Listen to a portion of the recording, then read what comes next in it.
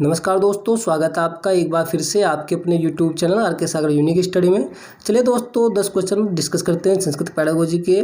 और ये संस्कृत पैडागोजी की 20वीं क्लास होगी। यदि आपने इससे पहले की 19 क्लासें नहीं देखा है और उन्हें देखना चाहते हैं तो आप प्लेलिस्ट में जाकर उन क्लासेस को देख सकते हैं। मैं सभी क्लासेज की प्लेलिस्ट मैंने बना दी हैं। इसके अलावा आप एंड स्क्रीन पर भी जब वीडियो यानी कि ख़त्म होती है तब उसके एंड में वो क्लासें आपको देखने को मिल जाएंगी, वहाँ से भी आप उन क्लासों को देख सकते हैं। साथ ही अगर आप चैनल पर नए हैं तो चैनल को सब्सक्राइब जरूर करें। वीडियो अच्छी लगती है वीडियो को लाइक करें, कमेंट करें, अपने दोस्तों में ज़्यादा से ज़्यादा शेयर करें। और मैंने आपको कई वीडियो में बताया है, इसमें बता रहा हूँ कि जो वीडियो अपलोड होने की टाइमिंग है वो है 6 PM, डेली 6 PM यानी कि 6 बजे संस्कृत की वीडियो अपलोड होती है। तो चलिए शुरू करते हैं आज की क्लास। इसमें जो पहला क्वेश्चन है वो है छात्रा स्वाध्यायार्थम प्रेरिता भवेयु इत्यर्थम कै उपायम समीचीना। तो क्वेश्चन में पूछा गया है छात्र का जो अर्थ है वो है छात्र। ये जो है जो छात्र होते हैं उसका बहुवचन है संस्कृत में छात्रः, न कि यहाँ पर ये गर्ल्स के लिए प्रयोग नहीं हुआ है। ये जो छात्र हैं सभी उन्हीं के लिए प्रयोग हुआ है।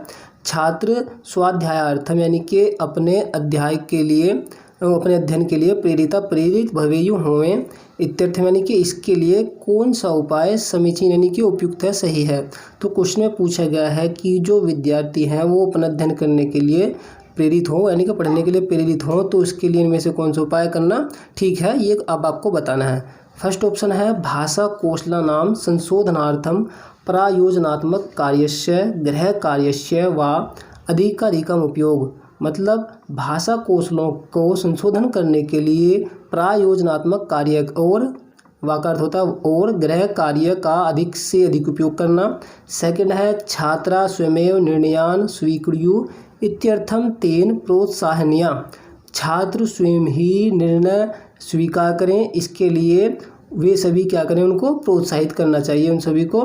थर्ड ऑप्शन है परस्परम वार्तालापार्थम यानी कि आपस में वार्तालाप करने के लिए, बातचीत करने के लिए यंत्रों का उपयोग करना। और लास्ट ऑप्शन है छात्रा अधिकाधिकम जिज्ञासव भवेयु। छात्र अधिक से अधिक जिज्ञासु हों इत्यर्थम ते प्रोत्साहनीया, इसके लिए वो उन्हें जो है प्रोत्साहित करना। तो सही आंसर में कौन सा होगा आपको ये बताना है।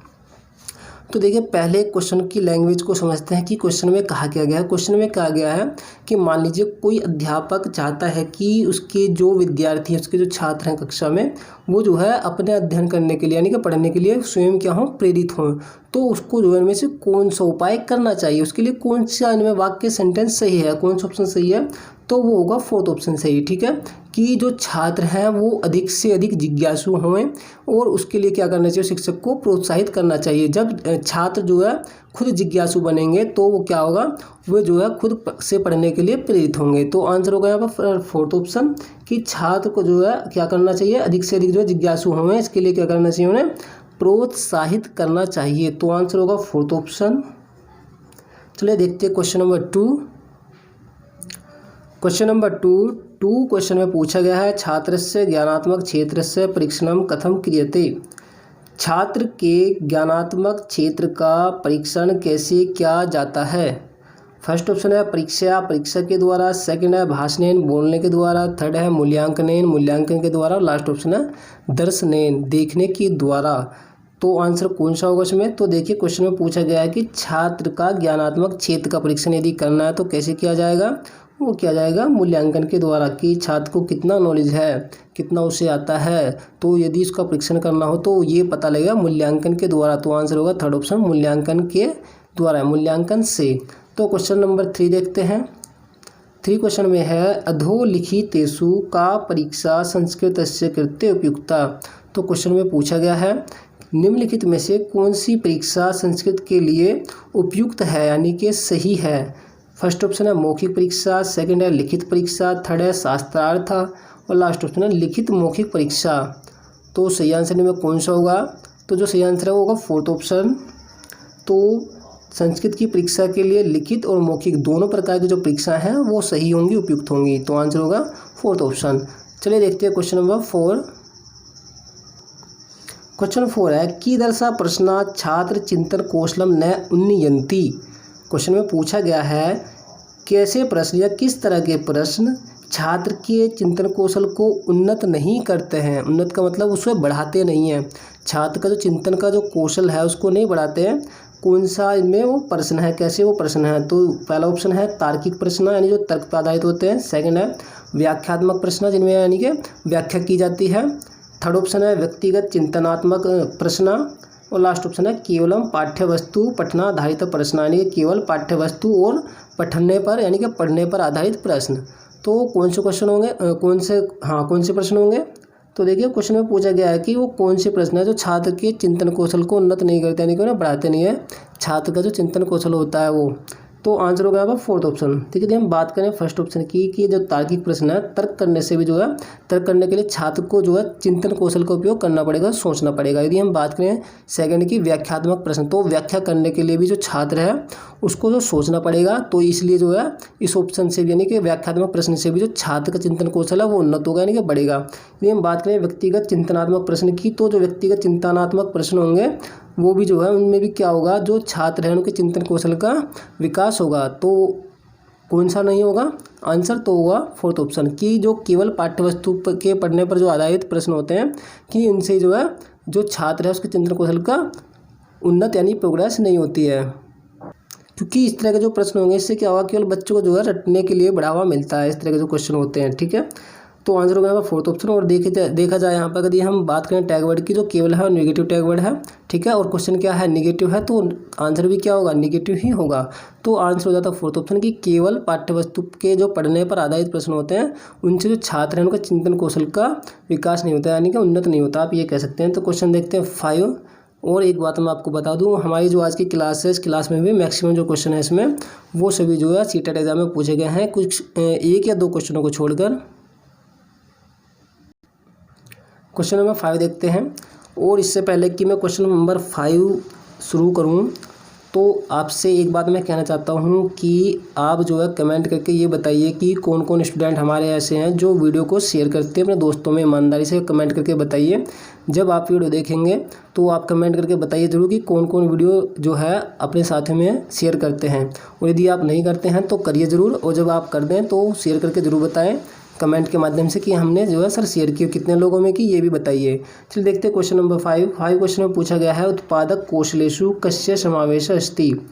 क्वेश्चन में पूछा गया है कि उत्पादक कौशलों में किसका समावेश है।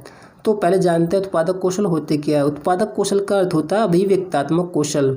तो अभिव्यक्तात्मक कौशल में जो है किसका समावेश है, इसके अंतर्गत कौन कौन से कौशल आते हैं, ये क्वेश्चन में पूछा गया। फर्स्ट ऑप्शन है श्रवण संभाषण, यानी कि सुनना और बोलने में। सेकंड ऑप्शन है पठन लेखन, यानी कि पढ़ना और लिखना। थर्ड है पठन श्रवण, पठन यानी कि पढ़ना और श्रवण यानी सुनने में। और लास्ट ऑप्शन है लेखन संभाषण, यानी कि लिखने और बोलने में। तो कौन से में है उत्पादक कौशल, किस मतलब जो उत्पादक कौशल है यानी कि व्यक्तात्मक कौशल, उसका समावेश किस में है, तो वो होगा फोर्थ ऑप्शन लेखन संभाषण, यानी कि लिखना और बोलने में। ठीक है, तो पहले समझते हैं कि उत्पादक कौशल का अर्थ होता क्या है। मैंने अभी आपको बताया कि उत्पादक कौशल का अर्थ होता है अभिव्यक्तात्मक कौशल। अभिव्यक्तात्मक कौशल का अर्थ होता है जिनके द्वारा आप अपनी बात को किसी दूसरे को समझा सकते हो। ऐसे कौशल जिनके द्वारा आप अपनी बात को जो है किसी दूसरे के सामने रख सकते हो, पेश कर सकते हो या अभिव्यक्त कर सकते हो, उन्हें कहते हैं अभिव्यक्तात्मक या उत्पादक कौशल। तो देखिए लेखन यानी लिखने के द्वारा, बोलने के द्वारा भी, यानी कि लिख करके भी और बोल करके भी आप अपनी बात को किसी दूसरों को समझा सकते हो, यानी कि उसके सामने अभिव्यक्त कर सकते हो। तो आंसर होगा हमारा फोर्थ ऑप्शन लेखन संभाषण। तो देखते हैं क्वेश्चन नंबर 6। और यदि वीडियो अच्छी लग रही है, समझ आ रहे हैं क्वेश्चन, लाइक ना किया वीडियो को लाइक जरूर कर दें। क्वेश्चन 5 है छात्रा भाषायाम, 1 मिनट रुकिए भाई। चलिए वैसे तो क्वेश्चन नंबर 6 है, चलिए कोई नहीं, थोड़ा मिस्टेक हो गया है, क्वेश्चन का नंबर 5 ही है, कोई दिक्कत नहीं। चलिए चलते हैं। छात्रा भाषायां संप्रेषणात्मक कौशल सहजतया प्राप्तुं समर्था भवेयु इत्यर्थं प्रभावपूर्ण मार्ग अस्ति। तो क्वेश्चन में पूछा गया है छात्र भाषा में संप्रेषणात्मक कौशल को सहजता से प्राप्त करने में समर्थ हों, इसके लिए प्रभावपूर्ण मार्ग है। तो कौन सा है ये आपको बताना है। पहले चलिए क्वेश्चन को समझते हैं अच्छी तरह से। क्वेश्चन में पूछा गया कि जो छात्र हैं वो भाषा में, संप्रेषणात्मक अर्थ होता है विचारों कम्युनिकेशन, यानी कि विचारों को आदान प्रदान करना। ठीक है, वो कैसा हो, जो मतलब विचारों का आदान प्रदान है उसका जो कौशल है वो सहजता से प्राप्त करें छात्र। तो उसके लिए इनमें से कौन सा मार्ग जो है अच्छा रहेगा, प्रभावपूर्ण रहेगा, ये अब आपको बताना है। फर्स्ट ऑप्शन है व्याकरण ज्ञान नैव पुण्यार्थम, यानी कि व्याकरण का जो ज्ञान है उसमें निपुणता प्राप्त करने के लिए। भाषा कौशलनाम भाषा कौशलों का अधिकाधिकम, अधिक से अधिक अभ्यास से अभ्यास करना। सेकंड ऑप्शन है भाषा व्यवहार द्वारा भाषा कौशलनाम समुचित विकास भवेत् इत्यर्थम अवसराणाम प्रदानम, भाषा व्यवहार के द्वारा भाषा कौशलों का समुचित या उचित विकास होना चाहिए और इसके लिए अवसर प्रदान करना। थर्ड ऑप्शन है छात्र विस्तृत निबंध लेखनम तेषां च पूर्णरूपेण संशोधनम, मतलब छात्रों के द्वारा विस्तृत निबंध लिखना और क्या करते हो गया, और उनके जो है पूर्ण रूप से संशोधन करना। लास्ट ऑप्शन है छात्रे मानक भाषा श्रवणम तदनुगुणम च अनुकरणम, यानी कि छात्रों की जो मानक भाषा है उसको सुनना और उसके अनुसार अनुकरण करना। तो इसमें सही आंसर कौन सा होगा, पहले आप सोचिए फिर मैं आपको बताता हूँ।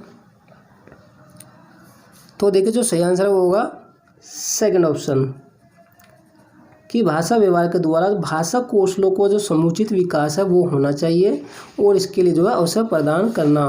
जितने अवसर बच्चे को जो है ज़्यादा मिलेंगे उतने ही जो भाषा का कम्युनिकेशन यानी कि आदान प्रदान है, संप्रेषण कौशल है, वो क्या होगा, स्ट्रॉन्ग होगा। तो आंसर होगा यहाँ पर सेकंड ऑप्शन, की भाषा व्यवहार के द्वारा भाषा कौशलों का उचित विकास होना चाहिए और इसके लिए जो है फिर जो छात्र हैं उनको अवसर देने चाहिए। जितने अवसर बच्चों को ज़्यादा मिलेंगे उसके उतने ही जो है बच्चे के अंदर जो भाषा का जो कम्युनिकेशन है उस कौशल का विकास ज़्यादा होगा, संप्रेषणात्मक कौशल का विकास आसानी से होगा और ज़्यादा होगा। तो आंसर होगा यहाँ पर सेकंड ऑप्शन। तो देखते हैं क्वेश्चन नंबर 6। क्वेश्चन 6 है बालेन मातृभाषाया अधिग्रहणम भवति प्रमुखतया। तो इसका अर्थ हो गया कि बच्चों में मातृभाषा अधिग्रहण या अर्जित होती है प्रमुखतया, यानी कि प्रमुख रूप से। तो वो कैसे होती है ये क्वेश्चन में पूछा गया। फर्स्ट ऑप्शन है औपचारिक शिक्षण व्यवस्था, की औपचारिक शिक्षण व्यवस्था के द्वारा जो चार दीवारी के अंदर होती है। सेकंड ऑप्शन है श्रवणेन, सुनने से। थर्ड ऑप्शन है संभाषणेन, ये अणा होगा इसको अणा कर लेना, संभाषणेन यानी कि बोलने से। और लास्ट ऑप्शन है लेखनेन यानी कि लिखने से। तो सही आंसर कौन सा होगा पहले आप सोच के बताइए, चलिए फिर मैं बताता हूँ। तो देखिए बच्चे जो है जो मातृभाषा है वो अधिग्रहण बच्चे कहाँ से करते हैं मातृभाषा का, वो करते हैं परिवार से। और वो परिवार से कैसे करेंगे, सुन करके करेंगे। तो आंसर क्या होगा, सेकंड ऑप्शन होगा श्रवणेन, सुनने से। तो जो बच्चे हैं वो मातृभाषा कैसे अर्जित करेंगे, वो परिवार से करते हैं, सुन करके करते हैं। कैसे करते हैं, सुनने से। तो आंसर होगा सेकंड ऑप्शन। चलो देखते हैं क्वेश्चन नंबर 7 क्वेश्चन में है अनुवाद शिक्षण से विषय संति। तो क्वेश्चन में पूछा गया है अनुवाद शिक्षण के विषय हैं तो कौन कौन से हैं। फर्स्ट ऑप्शन है द्विभाषी विधि, सेकंड है पुस्तक विधि, थर्ड है तुलना एवं अनुकरण विधि, लास्ट ऑप्शन है उपयुक्तम सर्वमपि। तो देखिए क्वेश्चन में पूछा गया है अनुवाद शिक्षण के जो विषय कौन कौन से। तो देखिए यदि हम बात करें द्विभाषा विधि की, यानी कि जिसमें दो भाषा का प्रयोग हुआ तो ये भी, और पुस्तक विधि भी। और यदि हम बात करें तुलना एवं अनुकरण विधि तो ये सभी की सभी जो है क्या है, ये अनुवाद शिक्षण के विषय हैं। तो आंसर होगा यहाँ पर फोर्थ ऑप्शन उपयुक्त सभी। क्वेश्चन नंबर 8 देखते हैं क्या कहता है। क्वेश्चन 8 संस्कृते मौखिक परीक्षा कस्य कौशलस्य मूल्यांकनं कर्तुं न शक्यते। क्वेश्चन में पूछा गया है संस्कृत की मौखिक परीक्षा में कौन सा कौशल का मूल्यांकन कर्तुम यानी कि किया न शक्यते का मतलब होता है सकता है, नहीं किया ना जा सकता है। तो क्वेश्चन में पूछा गया है कि संस्कृत में जो है मौखिक परीक्षा का किसके कौशल के द्वारा जो मूल्यांकन नहीं किया जा सकता है, ये आपको बताना है। फर्स्ट ऑप्शन है पठनस्य यानी कि पठन कौशल के द्वारा पठन का, सेकंड है श्रवणस्य श्रवण कौशल का, थर्ड है लेखनस्य लेखन का, और लास्ट ऑप्शन है भाषणस्य यानी कि बोलने कौशल का। तो उस आंसर में कौन सा होगा। तो देखिए पहले समझते हैं क्वेश्चन को।